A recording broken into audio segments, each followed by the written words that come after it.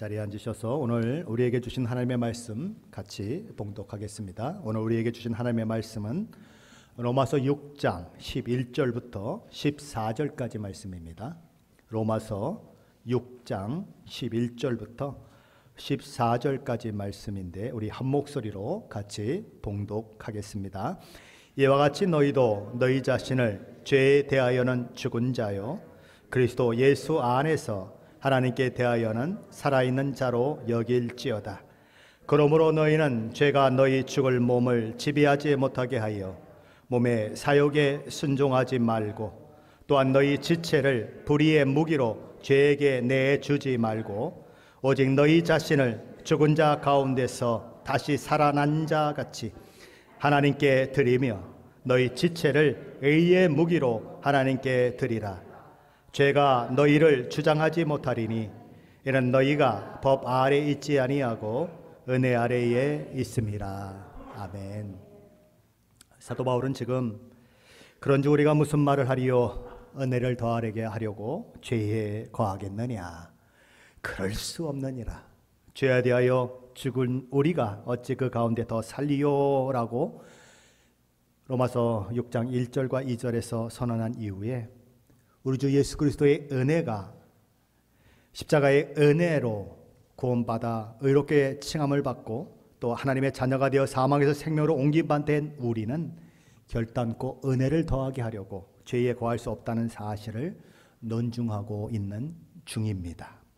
사도 바울은 지금까지 구원받은 우리가 누구인지 하는 문제를 다루면서 믿는 우리와 우리를 위해 십자가를 지시고 부활하신 우리 주님과 우리는 영적 연합 가운데 있다라고 하는 사실을 이야기했습니다. 그래서 그리스도 안에서 죄에 대해 죽은 자요, 죄의 종 노릇함에서 해방된 자요, 사망이 영원히 우리를 주장하지 못하는 새 생명을 가진 자라고 하는 사실에 대해서 계속 이야기를 해왔습니다.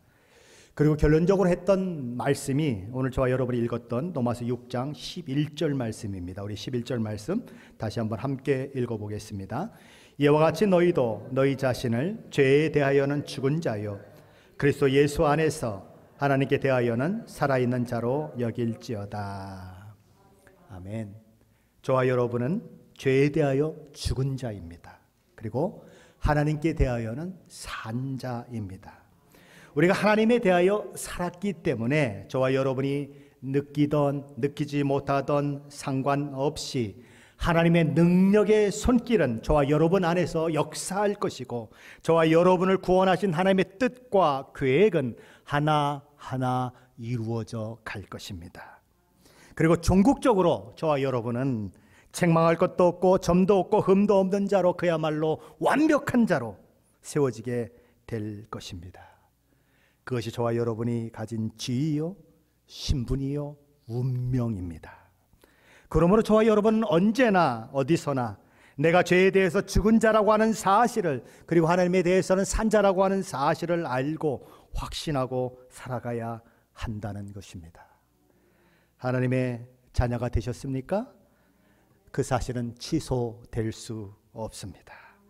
그러므로 저와 여러분이 혹 하나님 앞에서 의롭게 살려고 하다가 죄에 빠지고 넘어진다고 하더라도 언제든지 저와 여러분은 하나님 앞에 다시 돌아갈 수 있습니다.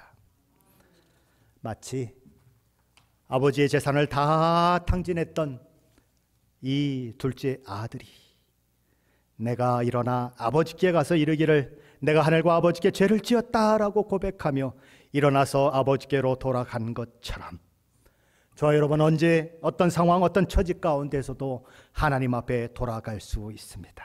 왜요? 하나님의 자녀이기 때문입니다. 둘째 아들이 아버지의 아들이었다면 결코 돌아가지 못합니다. 종이었다면 못 돌아가요. 가면은 맞아 죽어요.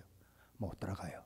그러나 아들이기 때문에 그 수도 없는 실수를 했는데도 불구하고 돌아갈 수 있는 것처럼 저와 여러분 하나님의 자녀가 되었다면 어떤 낙심의 자리, 어떤 절망의 자리에서도 일어나 아버지께 나아갈 수 있다는 거예요. 진정 구원받은 사람은 언제는 구원받은 사람이고 언제는 구원받지 않는 사람, 이쪽에 있다가 저쪽으로 옮겨지는 그런 일은 있을 수 없습니다. 왜냐하면 구원받은 자는 이미 사망에서 생명으로, 옛사람에서 새 사람으로, 죄의 왕노릇하는 자에서 은혜가 왕노릇하는 자의 자리로 옮겨졌기 때문입니다. 그러게 사도 바울은 로마서 8장 38절 39절에서 기쁨과 감격, 확신을 가지고 이렇게 외치는 것입니다. 그런 7장에서 뭐로 하고 외쳤어요? 오라 나는 곤고한 사람이로다. 누가 사망의 몸에서 나를 건져내려 하라고 탄식했던 그가, 내가 확신하노니 사망이나 생명이나 천사들이나 권세자들이나 현재일이나 장래일이나 능력이나 높음이나 깊음이나 다른 어떤 피조물이라도 우리를 우리 주 그리스도 예수 안에 있는 하나님의 사랑에서 끊을 수 없으리라 라고 고백하고 있어요. 우리 주 예수 그리스도의 그 놀라운 은혜, 하나님의 사랑에서 끊을 수 있는 것은 아무것도 없습니다. 아멘이십니까? 그 모든 것을 이야기한 이후에 하는 말이 오늘 본문 12절 말씀인 것입니다. 그러므로 라고 하는 말로 시작하는 것입니다. 내가 받은 구원이 무엇인지 나는 이제 알았습니다. 하나님께서 나를 구원하셨다는 것이 어떤 의미인지 나는 확인했습니다. 나의 신분과 지위가 무엇인지 나는 알게 되었습니다. 나는 우리 주님께서 우리를 위해 행하신 그 사랑의 너비와 길이와 높이와 깊이를 알게 되었습니다. 그러므로인 것입니다. 쓰레기 더미에서 박스 조각을 깔고 누워있던 아이가 왕의 양자로 입양되어서 왕의 아들이 되었다. 씻김 받고 왕자가 입는 옷을 입는 신분과 지위를 얻게 되었다. 그러면 어떻게 살아야 하는가? 그러므로 이렇게 얘기하고 있는 것입니다. 하나님께서는 저와 여러분을 위대한 자리로 부르셨습니다. 온 우주의 통치자, 왕의 자녀로 부르셨습니다. 그러므로 하나님께서는 저와 여러분에게 이야기합니다. 사소한 것에 너무 신경 쓰지 말아라. 영원한 가치가 아닌 썩어질 것에 너무 마음 두지 말아라. 그것은 내가 원하는 삶이 아니다 라고 말씀하시는 것입니다. 그러므로인 것입니다. 그러므로 하나님의 은혜로 우리 주 예수 그리스도를 믿어 구원받은 자의 신분과 지위를 얻게 되었다면, 그러므로 이제는 어떻게 살아야 하느냐? 그러므로 이제는 구원받은 자의 신분과 지위에 걸맞는 자로 살아내라는 것입니다. 성화의 과정을 통해 거룩하신 하나님을 닮는 자가 되라는 것입니다. 그렇다면 성화는 무엇일까요? 성도들 중에는 성화에 대해서 오해하는 사람들이 종종 있습니다. 어떤 오해일까요? 몇 가지만 한번 살펴보겠습니다. 성화에 대한 첫 번째 오해는 성화가 칭의와 마찬가지로 생각하는 오해입니다. 칭의가 은혜로 거저받은 것처럼 성화도 은혜로 거저받는 것이다. 하늘에서 뚝 떨어지는 것이 성화다라고 생각하는 사람들이 있습니다. 하지만 성화는 어느 날 갑자기 하늘에서 뚝 떨어지는 것이 아닙니다. 성화는 이미 구원받은 저와 여러분이 이루어 가는 것입니다. 물론 그 성화를 이루어가는 과정 속에서 하나님은 도우실 것이고 하나님의 능력과 힘을 공급해 주실 것입니다. 그러나 내가 해야 하는 일이 있다는 것입니다. 하나님이 대신해 주지 않는다는 것이죠. 종종 이렇게 이야기하는 분들이 있어요. 여러분, 죄와 싸우며 몸부림치고 계십니까? 죄 짓지 않으려고 애쓰고 계십니까? 그것은 다 헛된 것입니다. 그렇기 때문에 여러분들이 매일 실패하는 거예요. 더 이상 죄와 싸우려고 하는 것을 포기하세요. 그리고 오직 자신의 문제를 우리 주 예수 그리스도께 모두 맡기십시오. 그럴 때 우리 주님께서 그런 사람을 위해서 그 사람 안에서 그 일을 행하실 것입니다. 여러분의 가장 큰 오류는 죄와 싸우려는 시도이고, 우리가 할 일은 그렇게 하는 것을 모두 포기하는 것입니다. 잠잠히 하나님만 바라보면 우리 주님께서 내 대신 성화를 이루실 것입니다 라고 이야기하는 분들이 있어요. 새빨간 거짓말입니다. 속지 마십시오. 성화는 누가 대신해 주지 않습니다. 하나님도 대신해 주지 않습니다. 저와 여러분이 해야 하는 것입니다. 빌립보서 2장 12절 말씀은 이렇게 말씀합니다. 그러므로 나의 사랑하는 자들아, 너희가 나 있을 때뿐 아니라 더욱 지금 나 없을 때도 항상 복종하여 두렵고 떨림으로 너희 구원을 이루라. 항상 복종하고 두렵고 떨림으로 구원을 이루도록 애쓰는 사람은 나예요. 하나님이 아니시고 나예요. 여기서 구원을 이루라는 말은 죄에서 구원받기 위해서 노력하라는 말이 아닙니다. 구원받은 자로서 그 신분의 변화를 경험한 자로서 그 신분에 걸맞는 자로 살아내는 성화의 과정을 두렵고 떨림으로 이루어 가라는 것입니다. 성화는 나는 없고 주님만 있으면 되어지는 것 아닙니다. 성화는 주님께 필요한 것이 아니고요, 저와 여러분에게 필요한 것이에요. 성화는 주님이 변하는 것이 아니고요, 내가 변하는 거예요. 주님이 변할 게 뭐가 있어요? 완벽하신 분이 뭘 변할 게 있어요? 내가 변하는 것, 그게 성화예요. 영화 중에 쇼생크 탈출이라는 영화가 있습니다. 영어로는 쇼생크 리뎀프션이라고 되어 있는 것 같은데, 이 쇼생크라고 하는 것은 감옥 이름이죠. 쇼생크가 이집트의 왕의 이름이기도 합니다. 우리 성경에는 시삭이라고 하는 분의 이름이죠. 그래서 이 쇼생크를 통해서 우리에게 주는 메시지가 있는 것입니다. 성경적 메시지가 있어요. 이 영화의 주인공은 앤디라고 하는 한 백인, 그리고 나이 많고 오랜 수감 생활을 하고 있는 흑인 레드라고 하는 사람, 그 두 사람이 주인공입니다. 우리에게 얼굴이 익숙한 모건 프리먼이 이 흑인 레드 역할을 하고 있습니다. 자, 그런데 이 영화 속에서 어느 날 브루스라고 하는 인물이 먼저 가석방이 되는 이야기가 나옵니다. 그러나 그는 평생을 감옥에 지낸 이후에 나이가 지긋해져서 감옥을 나왔는데 아무것도 할 줄 아는 게 없는 것입니다. 사회에 적응을 하지 못합니다. 그래서 결국 그는 자살을 하고 말지요. 감옥에 있는 사람들에게 그 사실이 알려지게 되고 그들은 큰 충격을 받게 됩니다. 아니, 왜 감옥에서 나갔는데 자살을 해? 아니, 그 자유를 맛봤는데 왜 자살을 해? 사람들의 마음속에 그런 생각이 있는 것입니다. 나중에 이 앤디라고 하는 이 백인은 탈옥을 하게 됩니다. 그리고 흑인 죄수로 있었던 레드는 40년 만에 가석방이 되어서 풀려나게 됩니다. 생각해 보십시오. 강산이 4번 변하는 40년을 감옥에서 지냈습니다. 그리고 나왔어요. 그리고 보호구역에서 살게 되는데 그 얼마 전에 죽었던 브루스의 집에서 살게 되었고, 식료품 그 점에 가서 이렇게 점원들이 이제 계산을 하고 나면 그 물건을 이렇게 봉투에 넣어주는 그 일을 하게 되는 것입니다. 자, 그런데 이 레드가 화장실 갈 때마다 손을 번쩍 들고 매니저를 찾습니다. 무슨 일이에요? 하고 물어보면 저 소변 보러 가야 하는데 화장실 좀 다녀오겠습니다 라고 묻는 것입니다. 그래서 이 매니저가 이렇게 대답을 합니다. 레드 씨, 이곳에서는 더 이상 그런 거 물어볼 필요가 없어요. 소변 보고 싶으면 언제든 화장실에 다녀오세요. 그런 이야기를 듣고 레드는 화장실에 가서 볼일을 보고 거울 앞에서 손을 씻으면서 이렇게 중얼거립니다. 나는 허락을 받지 않고 오줌을 누려면 한 방울의 오줌도 나오지 않는단 말이야. 언제나 감옥에서 허락받고 모든 것을 하다 보니까 그게 습관이 돼서 오줌을 누는 것도 허락을 받지 않고 화장실에 가면 한 방울의 오줌도 넣을 수 없는 자기 자신을 바라보며 그는 마음이 힘든 거예요. 왜 브루스가 자살을 했을까? 마음에 이해가 되는 것입니다. 난 자유가 무서워. 난 그곳으로 돌아가고 싶어. 어디로 돌아가고 싶다는 겁니까? 감옥으로 돌아가고 싶다는 거예요. 그에게 있어서 감옥은 그야말로 완벽한 것입니다. 그곳은 도둑도 없어요. 누가 들어와서 사기치는 사람도 없어요. 그곳에 있으면 가족을 위해 생활비도 벌 필요가 없어요. 먹고 입고 하는 건 모든 것 다 거기서 공급됩니다.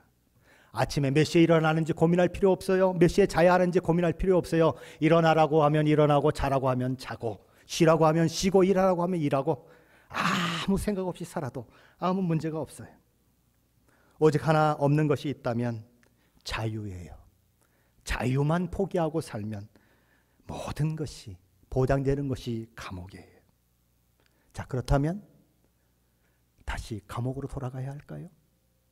다시 노예가 되어야 할까요? 다시 감옥에서 살아야 할까요? 그럴 수 없다는 것입니다. 더 이상 죄수가 아니라 자유를 얻은 자로, 그 자유를 누리며 그 자유를 통해 이전과 다른 사람이 되어야 마땅한 것 아니겠습니까? 그것과 마찬가지로 죄에서 해방되고 자유의 몸이 되었다면 이제는 그 자유의 몸이 된 자로 자유를 주신 하나님의 목적과 뜻을 위해 자기의 삶을 살아내는 것, 그것이 뭐라고요? 성화의 과정이라는 것입니다. 세상으로 자꾸 빠져들어가면서 한다는 소리가 하나님 나 빨리 잡아주세요, 나 빨리 잡아주세요. 만일 나 안 잡아주셔가지고 내가 타락하면 그 책임 누군지 아세요? 하나님이 책임이야. 아셨죠? 그럴 수 없다는 거예요. 우리 주님은 저와 여러분 대신에 저와 여러분의 성화를 이루어 주시지 않습니다. 성화는 저와 여러분이 이루어 가야 하는 것입니다. 사도 바울은 빌립보서 3장 10절로 14절에서 이렇게 말씀합니다. 내가 그리스도와 그의 부활의 권능과 그 고난의 참여함을 알고자 하여 그의 죽으심을 본받아 어떻게 해서든지 죽은 자 가운데서 부활에 이르려 하노니 내가 이미 얻었다 함도 아니요 온전히 이루었다 함도 아니라 오직 내가 그리스도 예수께 잡힌 바 된 그것을 잡으려고 달려가노라. 형제들아, 나는 내가 아직 잡은 줄로 여기지 아니하고 오직 한 일, 즉 뒤에 있는 것은 잊어버리고 앞에 있는 것을 잡으려고 표대를 향하여 그리스도 예수 안에서 하나님이 위에서 부르신 부르심의 상을 위하여 달려가노라. 그게 성화의 과정이라는 것입니다. 얼마나 이루셨습니까? 얼마나 거룩해지셨습니까? 생각하지 마세요. 예수님처럼 되려면 아직도 까마득해요. 아직도 까마득해요. 뒤돌아볼 시간이 없어요. 100m 달리기 하다 뒤돌아보면 꼴찌해요. 전심으로 달려가는 방법밖에 없어요. 사도 바울이 우리에게 성화를 얘기하고 있는 것입니다. 저와 여러분의 성화를 대신할 존재는 하늘에도 없고 땅에도 없습니다. 그것은 저와 여러분의 몫이에요. 성화에 대한 두 번째 오해는 하나님께서 칭의처럼 단번에 영원히 해줄 수 있다고 착각하는 오해입니다. 하지만 그렇지 않습니다. 성화는 치열한 싸움 가운데서 한 걸음 한 걸음을 내딛음으로 인해서 점점 더 성취돼 가는 것입니다. 성화는 신자가 넘어지고 자빠지고 일어서는 것을 반복하는 가운데 얻어지는 것입니다. 훈련과 연습을 통해 얻어지는 것입니다. 때로는 시행착오를 겪으면서 하나씩 하나씩 배워가며 습관으로 익혀지는 것이 성화인 것입니다. 이 싸움은 저와 여러분이 죽는 날까지 계속되는 싸움입니다. 칭의는 단번에 영원히 이루어졌어요. 그러나 성화는 단번에 갑작스런 체험으로 이루어지지 않습니다. 40일 금식하고 100일을 금식하고 평생을 금식해도 단번에 얻어지지 않습니다. 예의 은사를 하고 방언의 은사를 하고 능력을 행하고 기적을 행하는 은사가 있다고 하더라도 성화는 단번에 이루어지지 않습니다. 엄청난 은사를 가지고 있는데 개판인 사람들 많아요. 왜요? 성화는 그렇게 얻어지는 것이 아니기 때문에 그렇습니다. 넘어지고 일어나는 과정을 반복하는 가운데 믿음의 사람으로 커지는 것이 성화입니다. 어떤 어머니가 있었어요. 그 어머니는 보따리 장사를 하고 시장에서 이렇게 이구 가서 여러 가지 것들을 파는 그런 아주머니였어요. 딸은 그 엄마가 늘 부끄러웠죠. 그냥 몸에서 새우젓 냄새 나고 그런 엄마가 부끄러웠습니다.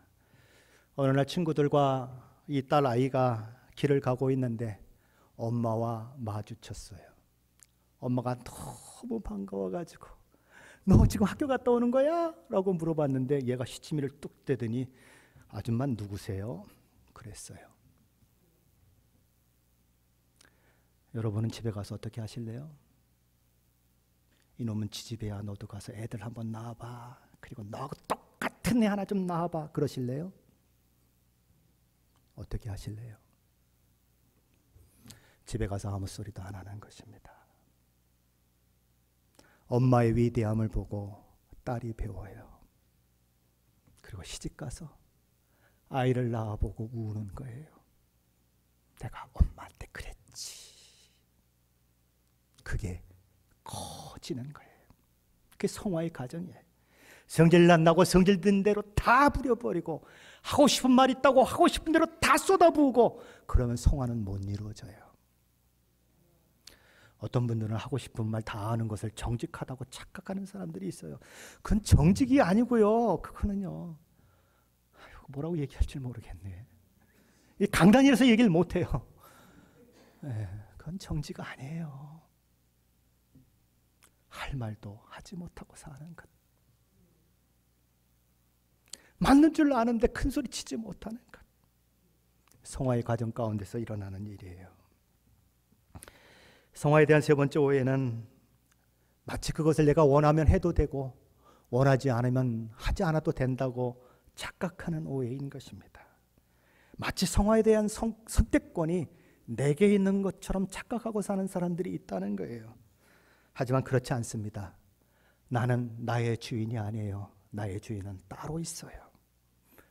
내가 예수 그리스도의 핏값으로 너를 샀다라고 말씀하세요. 샀으면 내가 누구 거예요? 하나님 거예요. 누가 주인이에요? 하나님이 주인이에요. 그런데 주인이 뭘 원하세요? 저와 여러분이 성화되길 원하세요. 그러면 내가 싫어도 성화의 과정을 가는 거예요.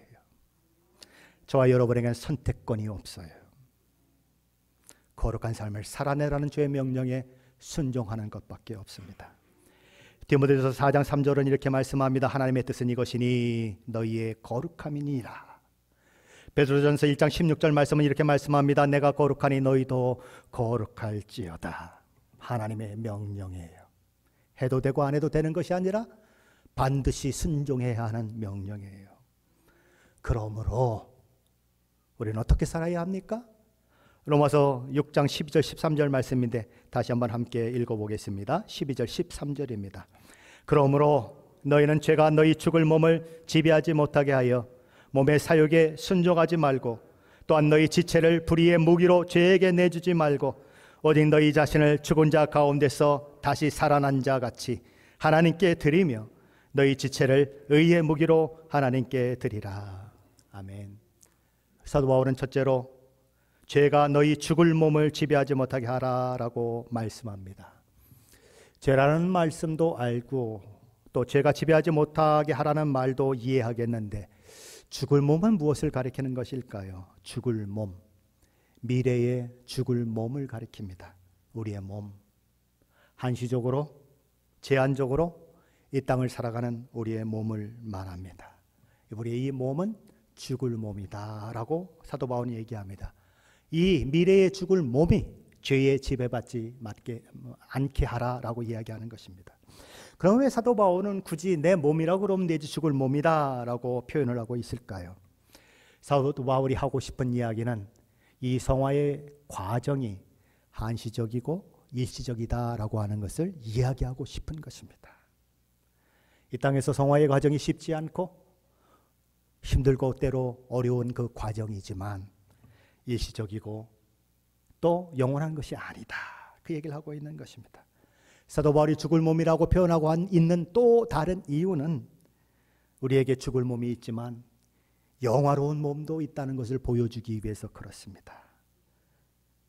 죽을 몸은 연약하고 또 부족한 그런 몸이기 때문에 때로 죄에 넘어지고 실수하고 그런 몸이지만 그 몸이 영광된 몸으로 영화로운 몸으로 변화되면 그때는 죄와 상관이 없는 죄가 전혀 주장할 수 없는 그런 몸을 갖게 될 것이다. 그러니 한시적이고 일시적인 삶 속에서 죽은 몸을 가지고 살아가는 성도들이여 성화의 과정을 눈물의 골짜기를 한번 가보지 않겠느냐라고 묻고 있는 것입니다. 너희는 제가 너희 몸을 지배하지 못하게 하라 라고 하는 말은 이 땅을 살아가는 데 필요한 몸을 한시적인 몸을 죄의 지배받는 몸으로 다시 말해 죄의 통치와 다스림을 받는 몸으로 만들지 말라는 것입니다. 죄는 저와 여러분을 넘어뜨리려고 할 거예요. 죄는 저와 여러분의 몸을 지배하려고 할 것입니다. 그러나 지배하게 만들지 말라는 것입니다. 이전에 죄의 노예가 되어 있을 때에는 저와 여러분은 죄에게 지배받을 수밖에 없었어요. 왜요? 이미 죄의 노예가 되어 있기 때문에 그와 대적할 수가 없었어요. 왜요? 그는 주인이고 나는 노예이기 때문에. 하지만 이제 새 사람이 되었어요. 죄에 대해서 죽었어요. 죄로부터 해방되었어요. 죄는 더 이상 저와 여러분의 주인이 아니에요. 그러므로 저와 여러분은 이제는 죄와 싸울 수 있다는 것입니다. 죄와 싸울 때 하나님께서 능력도 주시고 은혜도 주시고 죄로 망하지 않도록 인도해 주시고 죄와 싸워 이기게 하신다는 것입니다. 그러므로 죄에게 죽을 몸을 내어주지 말라라고 얘기하는 것입니다. 사도 바울은 실제로 몸의 사욕에 순종하지 말라라고 얘기합니다. 이 사욕은 정욕들, 악한 것에 대한 욕심들을 말합니다. 금지된 욕망 같은 것들을 가리킵니다. 예수님은 마태복음 5장 28절에서 여자에 대해 음욕을 품는 자마다 마음에 이미 간음하였느니라 라고 말씀합니다. 여기 음욕이라고 단어로 번역된 단어가 오늘 사욕과 같은 헬라어와 원어를 똑같이 사용하고 있습니다. 마가복음 4장 19절에서는 욕심이라고 번역을 했고요. 고린도전서 10장 6절에서는 악한 것을 즐거워하는 것이라는 의미로 사용됐습니다. 유다서 16절에서는 정욕이라는 말로 사용되고 있습니다. 한마디로 말하면 하나님께서 원하지 않는 방향으로 발산되는 악한 욕구들을 다 가리켜서 사욕이다라고 이야기하는 것입니다. 남편이나 아내 이외의 다른 사람에게 성적인 욕구를 갖는 그런 모습들, 세상의 염려나 재리의 유혹과 연결되어 있는 욕구들, 원망하고 불만을 토하며 정욕대로 행하며 자랑하고 이권을 탐함으로 생기는 욕구들, 호모섹스에 대한 욕구, 음행, 더러운 것, 호색, 우상숭배, 술 취하고 방탕한 삶에 대한 욕구 등등 다 사욕에 해당된다는 것이죠. 이 사욕들의 특징은 무엇입니까? 마약을 하거나 또는 여러 가지 섹스에 중독된 사람들이 왜 그것에 중독됩니까? 즐거운 거야, 기쁜 거야, 너의 삶을 행복하게 할 거야 라고 유혹하는데 실제는 그 즐거움이 잠시뿐이고 그 기쁨이 잠시뿐이더라는 것이죠. 시간이 지나면 참담한 결과로 파멸로 끝이 난다. 죄의 유혹은 달콤하지만 그 결과는 파멸입니다. 육신의 욕망들은 늘 뭘 우리에게 약속합니까? 만족하게 될 거야, 행복하게 될 거야 라고 그렇게 약속하지만 결과는 죄책감과 피곤함과 절망과 고통밖에는 없다는 것입니다. 그러니 사욕에 몸을 내주지 마라라는 것이죠. 사도 바울은 셋째로 너희 지체를 불의의 무기로 죄에게 내주지 말라라고 말합니다. 사도 바울은 죄를 의인화하고 있습니다. 죄는 하나의 큰 세력이고 우리가 맞서고 있는 큰 원수인 것입니다. 죄는 언제나 저와 여러분을 넘어뜨리려고 저와 여러분 앞에서 노려보고 있는 사냥개 같은 존재인 것입니다. 가인이 아벨을 죽이려고 하는 마음을 가졌을 때에 하나님이 가인에게 뭐라고 말씀하시죠? 죄의 마음은 내게 있으나 죄가 내 문 앞에서 엎드려 있으나 너는 죄를 다스리라라고 이야기하는 것처럼 죄는 바로 그런 것이라는 것이죠. 그 다음 여기 말하는 지체라고 하는 것은 무엇일까요? 지체는 우리 몸에 있는 눈, 귀, 코, 입, 팔, 다리 같은 것이 지체겠죠. 그리고 더 나아가면 생각하는 능력, 논리적인 능력, 상상력 등도 우리 몸의 지체에 해당됩니다. 그리고 드린다고 하는 것은 내어주는 것, 임의대로 하게 내버려 두는 것, 사용하도록 허락하는 것을 말합니다.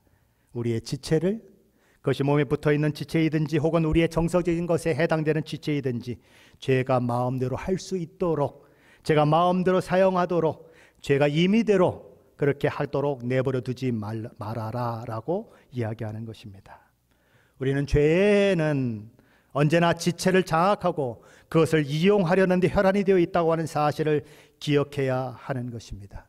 그것이 불의의 병기로 사용되면, 불의의 무기로 사용되면 그 무기가 하나님을 대항하는 그런 무기가 되고 빛의 세력들을 대항하는 그런 무기가 될 수 있습니다. 그러니 그 죄의 무기로 사용되도록 하지 말라는 것입니다. 우리 몸의 어떤 기능도 죄가 이용하도록 해서는 안 된다는 것이죠. 나의 힘과 에너지, 내 말과 내 욕구, 내 마음과 내 생각, 내 상상과 내 감정, 어떤 것도 제가 마음대로 이용하도록 내어주서는 안 된다는 것입니다. 내 생각에 죄가 침투해 들어오면 계속 그것이 자라나게 하지 말고 내쫓아야 하는 것입니다. 죄의 유혹이 나를 향해서 다가오면 도망쳐야 하는 것입니다. 요셉이 보디발의 아내가 성적 접촉을 갖자고 그렇게 옷을 붙잡고 늘어질 때에 요셉은 어떻게 하죠? 나는 뭐 모든 걸 다 이길 수 있어. 그러고 가만히 있습니까? 아니에요. 옷을 벗어 던지고 도망칩니다. 도망쳐야 하는 거예요. 우리 몸 중에 가장 위험한 것은 뭘까요? 야고보 사도는 혀라고 말씀합니다. 이와 같이 혀는 작은 지체로 돼 보라 얼마나 작은 불이 얼마나 많은 나무를 태우는가. 혀는 곧 불이요 불의의 세계라. 혀는 우리 지체 중에서 온 몸을 더럽히고 삶의 수레바퀴를 불사르나니 그 사르는 것이 지옥불에서 나느니라. 혀는 능히 길들일 사람이 없나니 쉬지 아니하는 악이요 죽이는 독이 가득한 것이라. 쇠치혀가 사람을 죽입니다. 쇠치혀가 부부싸움의 원인이 됩니다. 자녀의 가슴에, 부모의 가슴에 멍을 만들어냅니다. 쇠치혀가 다른 사람의 마음을 후벼파 씻을 수 없는 상처를 만들어냅니다. 남을 섬긴 때 써야 할 손이 잘못 쓰이면 남을 살인하는 총과 칼로 사람을 죽이는 도구가 될 수 있습니다. 자신과 가정과 이웃의 평안과 안정 그리고 유익을 위해 쓰여야 할 지혜가 잘못 사용되면 수많은 사람들을 속이고 사기치고 잘못된 길로 가게 만들 수 있습니다. 있는 것을 족할 줄 모르고 남의 것을 탐하면 상대를 파괴시킬 수 있습니다. 그러니 우리 몸의 지체를 불의의 무기로 죄에게 내주지 말라는 것입니다. 사도 바울은 넷째로 우리 몸의 지체를 의의 무기로 하나님께 드리라라고 말씀합니다. 부부간의 대화를 하면서도 자기의 입을 순식간에 죄에 바칠 수도 있고 반대로 하나님께 바칠 수도 있습니다. 아이들을 교육하면서도 마찬가지입니다. 아이들을 향한 혀의 말을 불의의 무기로 죄에 내어줄 수도 있고 반대로 하나님께 의의 무기로 바쳐지게 할 수도 있습니다. 아이들도 마찬가지예요. 부모에게 하고 싶은 말 다 해버리면 불의의 무기로 죄에게 바쳐질 수 있습니다. 그러나 내 마음속에서 내가 하나님의 사람인 줄 알고 의의 무기로 하나님 앞에 드리면 부모와 나의 관계가 망가지지 않고 아름다운 관계를 만들어 갈 수 있습니다. 사도 바울은 그래서 뭐라고 말합니까? 오직 너희 자신을 죽은 자 가운데서 살아나신 자 같이 하나님께 드리라 라고 말씀합니다. 우리 주 예수 그리스도처럼 순종하는 자가 되라. 또한 우리 주 예수 그리스도가 죽었다가 살아난 자와 같이 우리가 된 것처럼 그분이 십자가에 죽을 때 죽고 그분이 부활할 때 우리가 부활의 영광에 참여하게 된 것처럼 우리의 몸을 그리스도께서 하나님께 드렸듯이 드리는 자가 되라 라고 말씀하고 있는 것입니다. 누가 이 일을 할 수 있을까요? 누가 의의 무기로 저와 여러분의 모든 것들을 하나님께 드릴 수 있는 자가 될 수 있을까요? 오직 한 사람밖에 없습니다. 구원받은 사람밖에 없습니다. 죄와 싸울 수 있는 사람, 죄와 싸워 이길 수 있는 사람은 이미 죄로부터 해방된 자뿐입니다. 디모데전서 6장 12절 말씀이 이렇게 말씀합니다. 믿음의 선한 싸움을 싸우라. 영생을 취하라. 이를 위하여 내가 부르심을 받았느니라. 왜 부르심을 받았습니까? 왜 구원을 받았습니까? 믿음의 선한 싸움을 싸우라고 부르심을 받았다. 요한일서 5장 5절은 이렇게 말씀합니다. 예수께서 하나님의 아들임을 믿는 자가 아니면 세상을 이기는 자가 누구냐? 세상을 이길 수 있는 사람은 믿음을 가진 자뿐이다. 저와 여러분의 몸의 지체를 의의 무기로 하나님께 드릴 수 있는 것은 저와 여러분을 위해 우리 주 예수 그리스도께서 행하신 일 때문입니다.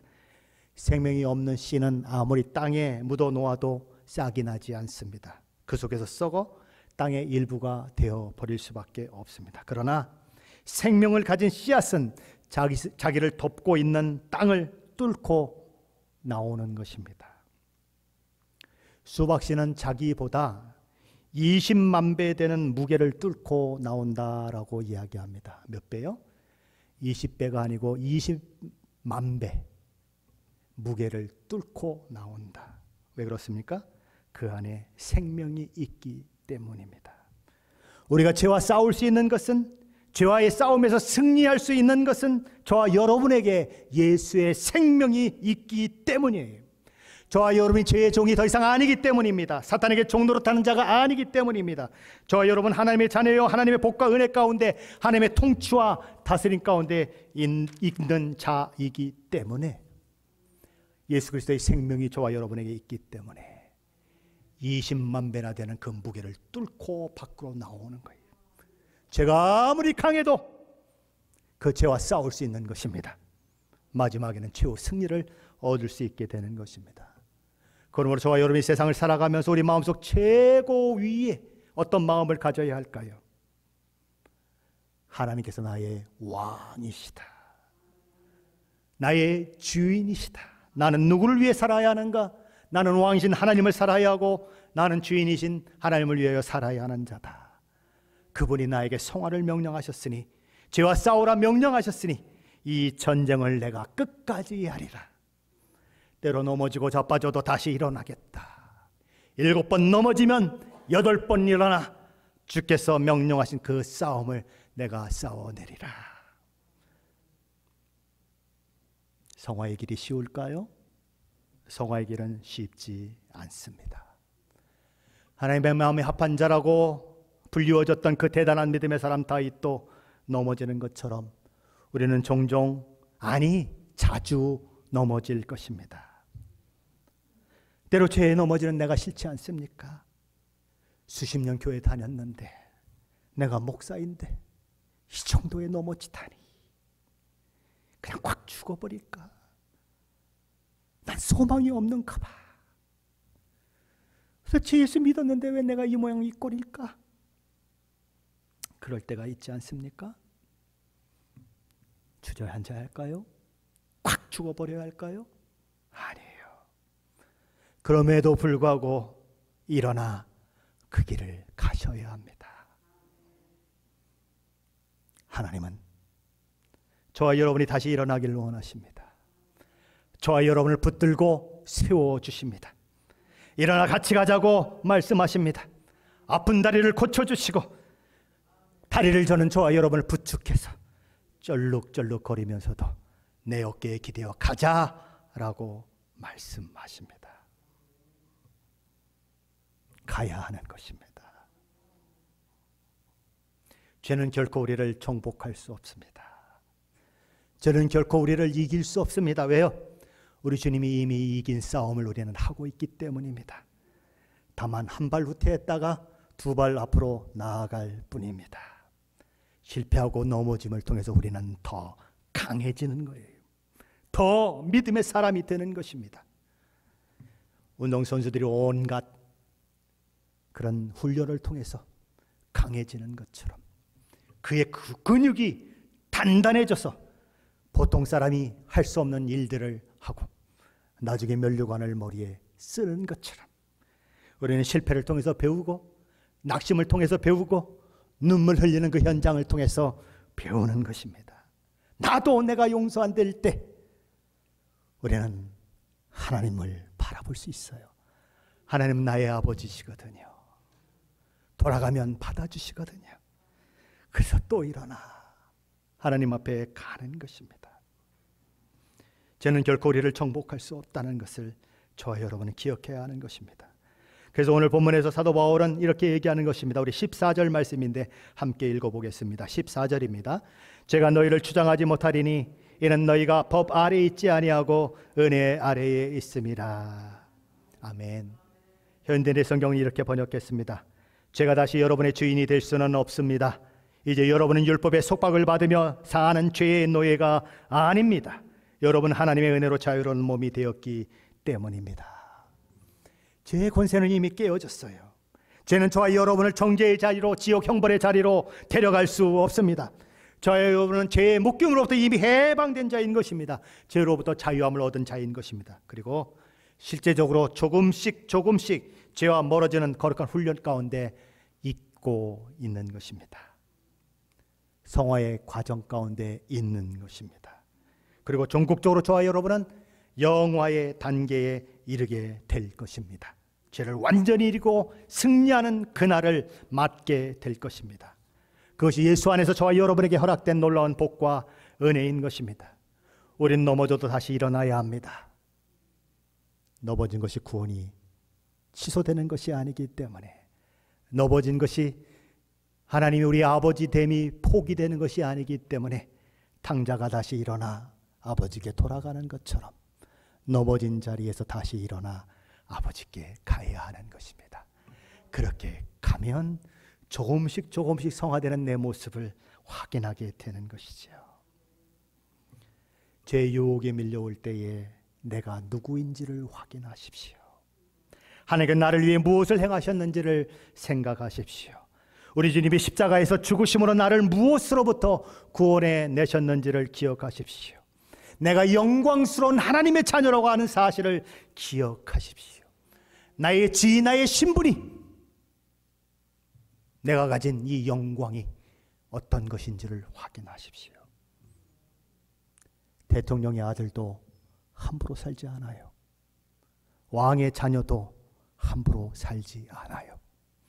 하물며 온 천하를 창조하신, 온 천하 만국을 지으신 창조주시요 왕이시요 주이신 하나님의 아들과 딸인데 아무렇게나 살 수 없습니다. 깨끗한 옷만 입고 와도 더러운 곳에 뒹굴 수 없어요. 맞아요? 깨끗한 옷을 입고 돼지우리에 뒹굴 수 있어요? 없어요. 그런데 하나님의 자녀가 어떻게 죄 가운데 뒹굴 수 있겠습니까? 보잘것없고 하찮은 것에 저와 여러분을 팔아 넘기지 마세요. 저와 여러분은 예수님 짤이에요. 세상의 물건은 100원짜리도 있고 1000원짜리도 있고 10,000원짜리도 있어요. 1000불짜리, 10,000불짜리, 100,000불짜리, 100,000불짜리 있어요. 저와 여러분은 예수님 짤이에요. 예수님이 생명을 바꾸어 구원해낸 영광스러운 존재, 위대한 존재예요. 그것을 잊지 마십시오. 그 자랑을 빼앗기지 마세요. 그래서 하나님께 우리의 지체를 의의 무기로 순간순간 드리며 하루하루를 살아내십시오. 하나님은 그런 우리를 홀로 두지 않으실 것입니다. 그 성화를 이루어가도록 힘도 주시고 능력도 주시고 은혜도 부어주실 것입니다. 어느 날 우리는 하나님 앞에 서게 될 거예요. 어느 날 우리는 우리 주 예수 그리스도 앞에 서게 될 것입니다. 그때 우리는 이런 고백을 할 거예요. 주여, 아버지여, 내가 주의 은혜가 아니면 여기까지 올 수 없었습니다. 지나간 나의 과거를 생각하면 실수한 것밖에 생각나지 않고 잘못한 것밖에 생각나지 않고 내가 왜 그때 그랬을까? 내가 바보지, 내가 멍청이지. 그 기억들을 뒤로 하고 내가 하나님 앞에 올 수 있었던 것은 그 상황 가운데 나를 찾아오시고 나를 붙드시고 나를 일으켜주신 하나님의 은혜 때문입니다. 그때 우리 주님은 저와 여러분을 안아주시고 저와 여러분의 어깨를 두드기실 거예요. 딸아, 아들아, 내가 너의 고통을 다 알고 있다. 내가 얼마나 실패의 자리에서 울며 나에게 기도했는지 나는 알고 있다. 내 눈물이 이 천국에서 어떤 모습이 되어 있는지 한번 볼래? 드르륵 문이 열리고 눈물방울 하나하나가 진주방울이 되어 있고 눈물방울 하나하나가 보석이 되어 있는 그것을 보여주시며 이것이 내 눈물이란다. 내가 다 담았다. 내가 너 눈물을 이렇게 보석같이 빚어 너의 오늘을 잊게 했단다 라고 말씀하실 거예요. 저와 여러분은 위대한 하나님의 자녀예요. 영광스러운 하나님의 자녀예요. 그 영광을 하찮은 것에 팔아넘기지 마시고 그 영광이 얼마나 값진 것인 줄 알고 오늘 믿음의 싸움을 싸워내십시오. 피 흘리기까지 싸워 성화의 과정을 한 걸음 한 걸음 밟아 나가셔서 저와 여러분의 머리가 하얘졌을 때에 얼굴에 주름이 깊이 파이고 온 얼굴은 아름다운 모습 다 없어지고 검버섯이 여기도 있고 저기도 있고 여기도 있고 저기도 있을 때에 그래도 그 마음 가운데 하나님이 나를 이 인생의 주름 가운데서 어떻게 만들어 주셨는지 나는 간증할 수 있단다. 나의 겉사람은 이렇게 후패하여졌지만 나의 속사람이 얼마나 새롭게 되었는지 나는 이야기할 수 있단다. 그런 은혜의 자리에 저와 여러분이 있게 되시기를 예수 그리스도의 이름을 간절히 축원합니다.